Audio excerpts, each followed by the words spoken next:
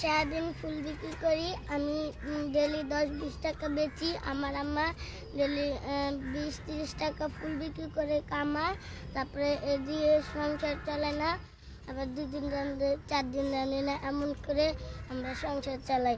আমার বাবা খাওয়ান দেয় না, আমার বাবা মদ খায়, আমার বাবা ভালো না।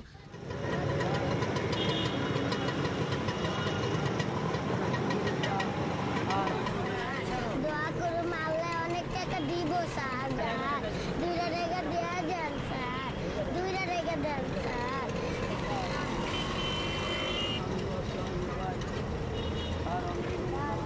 2 টাকা দেন স্যার, 2 টাকা লাগে 1000 টাকা যাইব না স্যার। 10 টাকা বাড়তে আচ্ছা স্যার, এই যে আছে, এই যে 8 টাকা 10 টাকা দেন স্যার, দেন স্যার।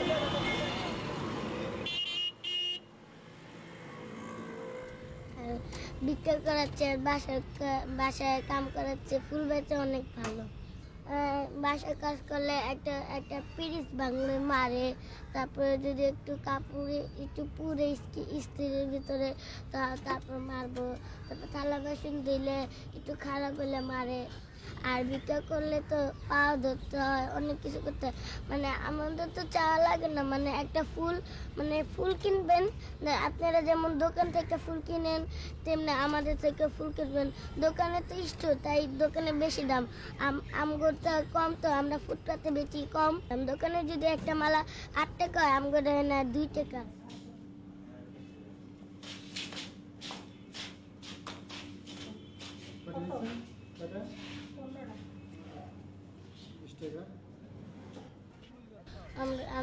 আমরা 2 বোন পড়ালেখা করি। আমার এক বোন 6-এ পড়ে আর আমি 2-তে পড়ি।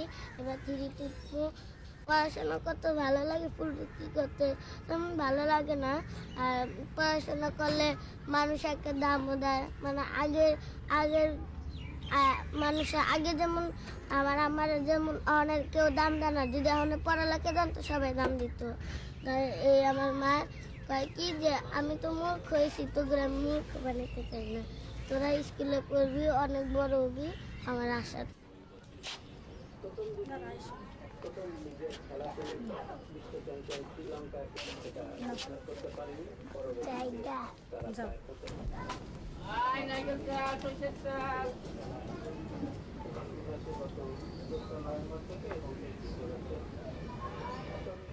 আমার মার ইচ্ছা আমরা 2 বোনে ডাক্তার হই।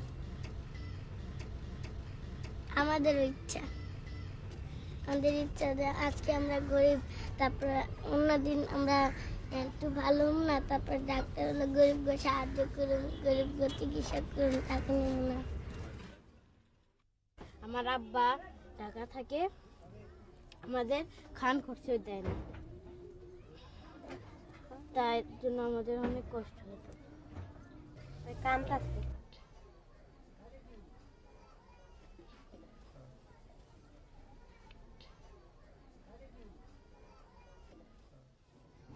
আমাদের বাসায় 300 টাকা ঘর ভাড়া, আমি 300 টাকা পাইতাম, 300 টাকা ঘর ভাড়া দিত। তারপর আমার বড় ভাই চাকরি করতো, বেতন 700 টাকা, ওটি দিয়ে আমাদের সংসার চলতো না। পরে আমার আম্মা আমার আব্বুর গাড়ি দিছে, পরে ওইখান থেকে নাম লেখা, পরে আবার স্কুলে ভর্তি করে দিছে। এখনো যে আমি স্কুলে পড়তেছি, আমাদের অনেক কষ্ট, তবেও আমি স্কুলে পড়তে চাই। কারণ আমার আমি পড়ালেখা শিখা অনেক বড় হইতে চাই, জানি আমার মা বাবা কোনো দুঃখ পায় না।